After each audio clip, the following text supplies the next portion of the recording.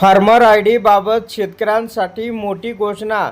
शेतकरी बांधवांनो, वनहक्क पट्टेधारकांसाठी शेतकरी ओळख क्रमांक उपलब्ध करून देण्याची सोय या ठिकाणी करण्यात आलेली आहे.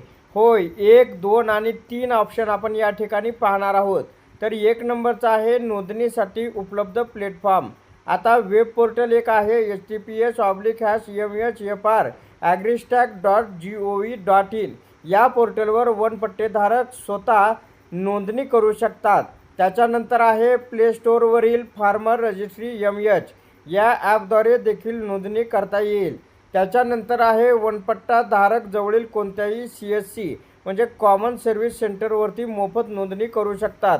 तसेच ग्राम महसूल अधिकाऱ्याकडे जाऊनही नोंदणी करता येईल असं सुद्धा या ठिकाणी सांगण्यात आलेलं आहे.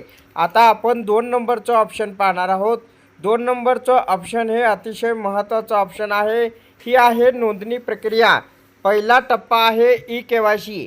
तर वनपट्टेधारकांनी CSC केंद्रावर किंवा मोबाईल ॲप वेब पोर्टलवर जाऊन नोंदणी करावी. आधार क्रमांक देऊन OTP किंवा बायोमेट्रिकद्वारे पडताळणी करावी. आवश्यक वैयक्तिक माहिती भरावी. त्याच्यानंतर आहे टप्पा 2 जमीन संलग्नता लँड लिंकिंग. शेतकऱ्यांनी योग्य प्रकार निवडावा. वनपट्टेधारक शेतकरी भोगवटदार सदरी नाव असलेले आणि वनपट्टेधारक असलेले शेतकरी. टप्पा 3 आहे ई-साईन.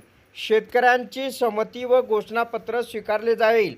आधार OTPद्वारे ई-साईन प्रक्रिया पूर्ण केली जाईल. नोंदणी क्रमांक शेतकऱ्यांच्या मोबाईल क्रमांकावर SMS द्वारे प्राप्त होईल असं या ठिकाणी सांगण्यात आलेलं आहे. आता पुढचा 3 नंबरचा टप्पा आपण पाहूया. नोंदणीनंतरची प्रक्रिया अशी आहे की फार्मर ID मोबाईल क्रमांकावर SMS द्वारे प्राप्त होईल. आपला फार्मर ID म्हणजे शासकीय योजनेचा लाभ मिळवण्यासाठी ही पहिली पायरी आहे.